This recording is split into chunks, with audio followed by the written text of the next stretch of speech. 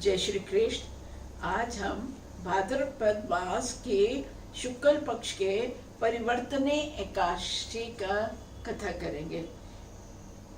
Video अच्छा लगे तो प्लीज़ लाइक करना, शेयर करना, कमेंट करना और बेल आइकन के बाद ज़रूर सब्सक्राइब करना और अपने सब फ्रेंड से भी सब्सक्राइब कराना। बहुत ज़रूरत है मेरे चैनल को आपके सपोर्ट की। धर्मराज युधिष्ठिर कहने लगे कि हे भगवान, भाद्रपद के शुक्ल पक्ष के एकादशी का नाम, विधि और महात्म विस्तार पूर्वक कहिए। श्री कृष्ण भगवान कहने लगे, हे राजन, पुण्य, स्वर्ग और सब पापों को नष्ट कर देने वाली उत्तम वामन एकादशी का महात्म मैं तुमसे कहता हूँ, ध्यान पूर्वक सुनो। ये एकादशी जयंती एकादशी ही भी कहलाती है। इसका व्रत करने से वाजपेयी यज्ञ का फल प्राप्त होता है। पापियों के नाश करने के लिए इससे बढ़कर अन्य कोई उपाय नहीं है। जो मनुष्य इस एकादशी के दिन वामन भगवान की पूजा करता है वह तीनों लोकों में पूजित होता है। अतएव मोक्ष की इच्छा करने वाले मनुष्य इस व्रत को अवश्य करें। जिसने भाद्रपद शुक्ला एकादशी का व्रत और पूजन किया उसने ब्रह्मा विष्णु सहित तीनों लोगों का पूजन किया। अतः हरिवासर अर्थात एकादशी का व्रत अवश्य करना चाहिए। इस दिन भगवान करवट लेते हैं, इसलिए इसे परिवर्तनी एकादशी भी कहते हैं। इस दिन भगवान सोते हैं। जब चतुर्मास की एकादशी हमने पढ़ी, आज भगवान करवट लेते हैं, इसलिए इसका नाम परिवर्तनी एकादशी भी है। भगवान के ये वचन सुनकर युधिष्ठिर बोले, भगवान, मुझे अति संदेह हो रहा है कि आप किस प्रकार सोते और करवट लेते हैं तथा किस प्रकार राजा बलि को बांधा और वामन रूप रखकर क्या क्या लीलाएं की।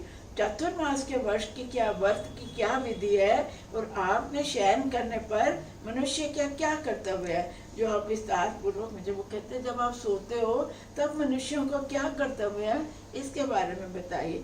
श्री कृष्ण कहने लगे, हे राजन, अब आप सब पापों को नष्ट करने वाली कथा को ध्यान पूर्वक सुनो।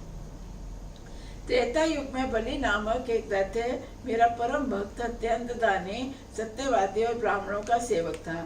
यज्ञ के प्रभाव से उसने इंद्र आदि सब देवताओं को जीत लिया। तब देव ऋषियों सहित इंद्र आदि सब देवता भगवान के समीप जाकर वेद मंत्रों द्वारा भगवान का पूजन और स्तुति करने लगे।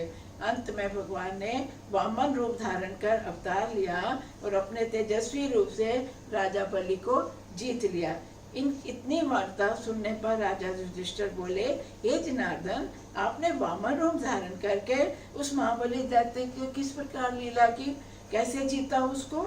श्री भगवान बोले, मैंने वामन रूप धरकर बलि से 3 पग भूमि की याचना करते हुए कहा कि मुझे सिर्फ 3 पग भूमि दान में दे दो, इससे तुम्हें 3 लोक का दान प्राप्त होगा।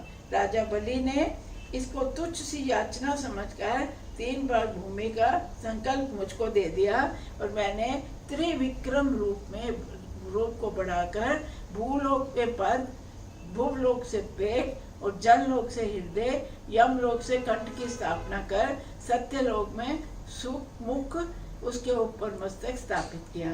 सूर्य और चंद्रमा आदि सब ग्रहगण, योग, नक्षत्र, इंद्र आदि देवता, शेष आदि सब नाग गणों के विविध प्रकार से वेद सूक्तों से प्रार्थना की। तब मैंने राजा बलि का हाथ पकड़कर कहा, हे राजन, एक पद से पृथ्वी, दूसरे से स्वर्गलोक पूर्ण हो गए। अब तीसरा पग मैं कहाँ रखूं, बताओ। तब बलि ने अपना सिर झुका लिया तो और मैंने उसके अपना पैर उसके मस्तक पर रख दिया, जिससे वह मेरा भक्त पताल को चला गया। फिर उसकी विनती और नम्रता को देखकर मैंने कहा, हे बलि, मैं सदैव तुम्हारे निकट ही रहूंगा।